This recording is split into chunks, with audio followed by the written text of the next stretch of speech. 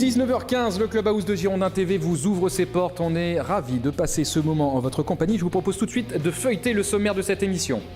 Dans quelques instants, comme tous les mardis, nous allons revenir sur la dernière journée de Ligue 1, la 22e en l'occurrence, c'est la victoire des Bordelais face au TFC, 2-0. Les occasions, les faits marquants de cette rencontre avec notre consultant préféré dans quelques minutes.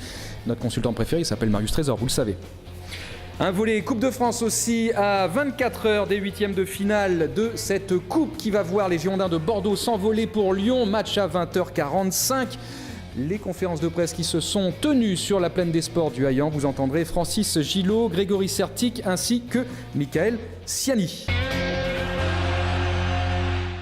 Allez, c'est parti, la première séquence de cette émission avec Marius Trésor. Bonjour Marius. Emmanuel, bonjour. Amis abonnés, bonjour. Voilà, vous êtes réchauffé depuis samedi soir ? Ça va un peu mieux, j'arrive à mieux marcher parce que j'étais frigorifié, surtout.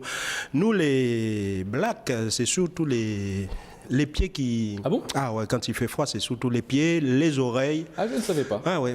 D'accord, bon, vous m'expliquerez après pourquoi. Il doit y avoir une raison physiologique à ça. En ce qui me concerne. En ce qui vous concerne, d'accord, c'est pas une généralité alors.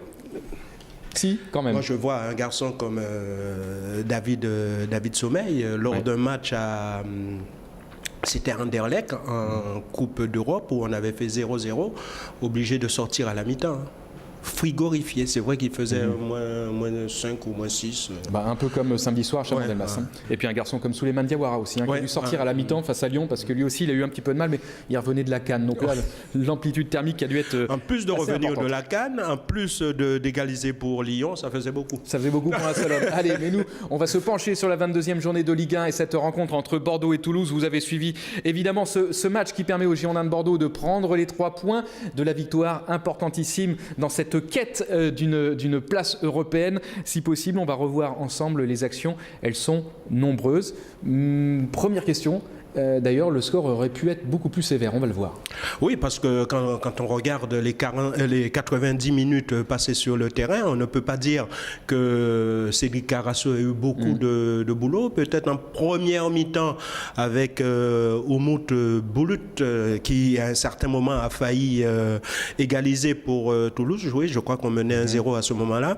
Et finalement, c'est presque tout. C'est vrai que Toulouse a eu le monopole du ballon parce que Bordeaux a marqué très rapidement. Oui. Et a laissé un peu le ballon à Toulouse, mais sans pour autant être vraiment dangereuse. Menaçant. Et on verra qu'au final, c'est vrai que la possession de ballon, en fait, elle est assez équilibrée. 51 pour les Girondins de Bordeaux et 49. Donc, pour les Toulousains, vous l'avez dit, ça a démarré très vite à Chaban-Delmas samedi soir. Il ne fallait pas être en retard. Les Bordelais en ont pris l'habitude. Regardez ce qui se passe dès la première minute de jeu. Avec cette action... Alors là, a priori, c'est anodin. Congrès qui va dégager, interception de Jussier qui file droit au but et la frappe est magnifique. Amada est battu. 30 secondes de jeu, 1-0 pour Bordeaux. Ça ne pouvait pas mieux démarrer. Un bonne anticipation, bon feeling du Brésilien Jussier. Ouais. Qui met en danger donc la défense centrale toulousaine et qui ne tremble pas. Non, là, la frappe est puissante, malgré la taille tout d'Amada, c'est trop fort. Et voilà, et dès la 30e seconde, 1-0 pour Bordeaux. Moi j'ai les maxillaires encore un peu glacés. Dès la 30e seconde, Bordeaux qui mène 1-0. Alors c'est pas le but le plus rapide de ce championnat. C'était contre Nancy. C'était Yaroussa Plazé. 15 secondes. Oui, 15-16 secondes. Et je crois que Loïc Rémy a marqué aussi, lui, entre 15 et 30 secondes. Il me semble qu'il y a Loïc Rémy avec Marseille. Non, pour l'instant, c'est Yarou. Qui a toujours le challenge du but le plus rapide de cette saison. On en avait parlé parce que la dernière, je crois que c'était en 92. Oui, exactement. Donc ça remonte à loin. Oui, c'est vrai, je ne me souvenais plus. 15e minute, on vous a sélectionné cette occasion pour Toulouse. Toulouse qui, évidemment, mené, essaye de revenir dans ce match, revenir au score. C'est par Braten. C'est dégagé une première fois par Benoît Trémoulinas. Alors là, on est dans les airs et cette frappe. Dorier qui passe au-dessus. On voit quand même que la frappe est belle, mais on voit quand même que Cédric Carasso était sur la trajectoire de la balle. Alors on voit cette frappe, le corps est légèrement derrière, ce qui explique donc que le ballon s'envole un petit peu et monte.